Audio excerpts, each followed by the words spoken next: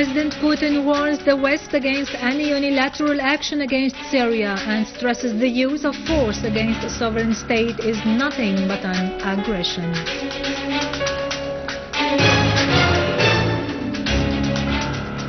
The Egyptian transitional president affirmed Egypt's rejection of military intervention into Syria and stresses the need to reach a political solution to the crisis.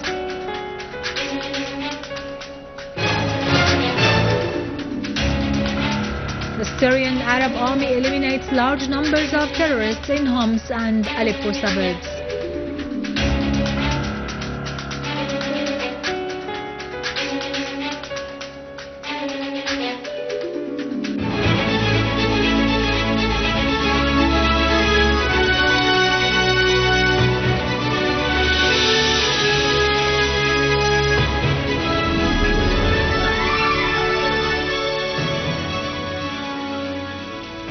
Good afternoon, ladies and gentlemen, and welcome to our news for today. Russian President Vladimir Putin has dismissed as unacceptable any pretext to use force against a sovereign, independent state, describing such a step as nothing but aggression. In an interview with the Russian Channel 1 and the Associated Press Agency, President Putin said, "The UN Security Council is the only side entitled to authorize the use of force against a sovereign state." On the alleged use of chemical weapons in Damascus suburbs, President Putin said, "We should at least wait the results of the UN investigation team." Putin said no data existed which showed that the Syrian army was the one to use such chemical material and that it was still unknown whether it was a chemical weapon or a mere harmful chemical material. On the Russian arms sales to Syria, Putin made it clear that Russia continues to implement the contracts on arms supplies and maintenance in Syria as it deals with the legitimate government without any violation of international law or other commitments. Putin said there were no UN restrictions on the arms shipments to Syria, adding that it is unfortunate that arms supplies to the armed men have been completely going on since the beginning of the crisis, although international law stipulates that no weapons should be offered to both sides of the crisis. After the Russian president declared his support for the Russian parliament's initiative to send a parliamentary delegation to the American Congress to discuss the crisis in Syria, Russian parliamentarians expressed readiness to meet with their American counterparts to discuss ways of solving the crisis in Syria without the use of force.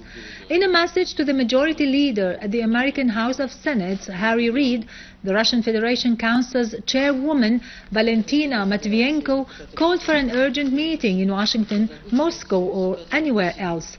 If the US decides to use the military force in Syria without the approval of the UN Security Council, Matvienko said, this will be a flagrant violation of international law principles and will allow the extremist radical groups a free hand in the Middle East. Meanwhile, a Russian military source said that missile vessel Moscow is heading towards the Mediterranean. The source added that the vessel labeled Killer of Aircraft Carriers will be heading towards the eastern Mediterranean instead of visiting Mindalo harbor in West Africa.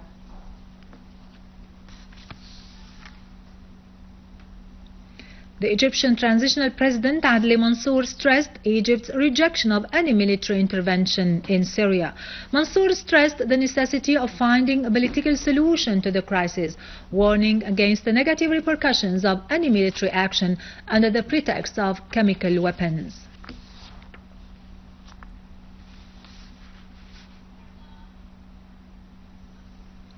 Iranian Foreign Minister Mohammad Jawad Zarif warned against any military action against Syria, pointing out that such an aggression would have catastrophic impact on regional and international security. During a series of phone calls he made with his Irish, Indonesian and Dutch counterparts, Zarif expressed hope that the international community should work to find a political solution to the crisis in Syria. Zarif added that the use of force is a violation of international law, criticizing the use of chemical weapons in any circumstances.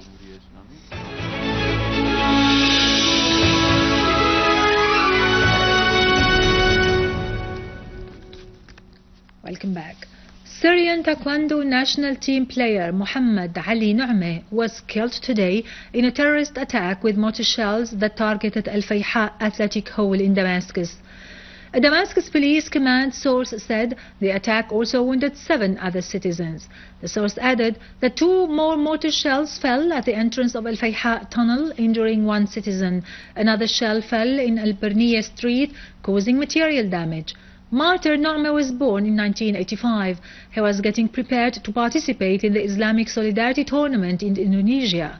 He had been the Republic's champion for several years and a player within the Syrian national team since 2006. He had won several medals.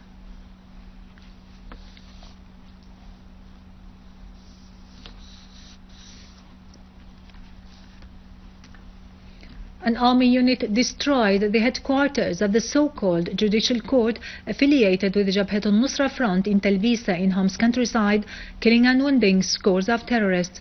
Army units also destroyed a den used by a terrorist gang west of the castle near the cultural center in Talbisa, killing 7 gunmen. Our army units also destroyed weapons and ammunition loaded in 6 cars between Termala and Talbisa, including the terrorist Muhammad al-Riz, leader of a terrorist group.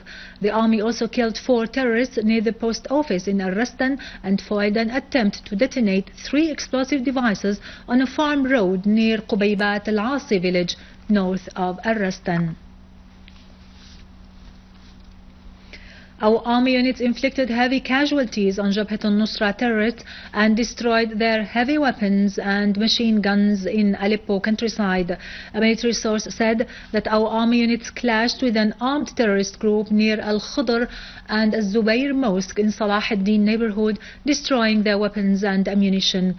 The army also foiled an infiltration attempt into Saif al-Dawla area and killed dozens of terrorists near Al-Muthallathiyya garden. The army also destroyed heavy machine guns used by terrorists near the medical center in Qadi Askar, Castello and Dahrat al-Musharfa in Khan al-Asal. The army attacked terrorist gatherings near Queris, Rasm al-Aboud and their Hafer areas. The army eliminated an armed terrorist group which was committing acts of theft and violence against ordinary citizens north of Al-Nayrab and the central prison. In Iraq, command of Iraqi ground troops confirmed the killing of 70 terrorists and the arrest of 2,000 others during military operations along the Iraqi-Syrian borders. Meanwhile, the governorate of the Qar revealed that a Saudi spy plane was detected flying over Al-Nasiriyah prison, in which dozens of Saudi terrorists were being held.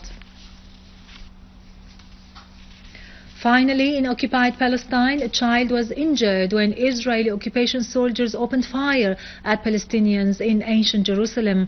Suffocation cases have been reported among Palestinian women who had been on a sit-in inside Al-Aqsa mosque after being sprinkled with the poisonous pepper gas by the enemy soldiers who denied medical crew access into the mosque. Confrontations, moreover, erupted between the occupation troops and worshippers when scores of Jewish extremists stormed into the yard of the holy Al-Aqsa mosque. Later, the occupation forces prevented the Mufti of Jerusalem and the Palestinian lands, Sheikh Mohammed Hussein, and several other religious and social figures from entering the mosque. With this, we end our news for today. Thank you for watching. For more details about Syria and the region and to view this bulletin again, you can always visit our website in English, syriaonline.sy. Now to latest business and market news with Vani Gunjan, but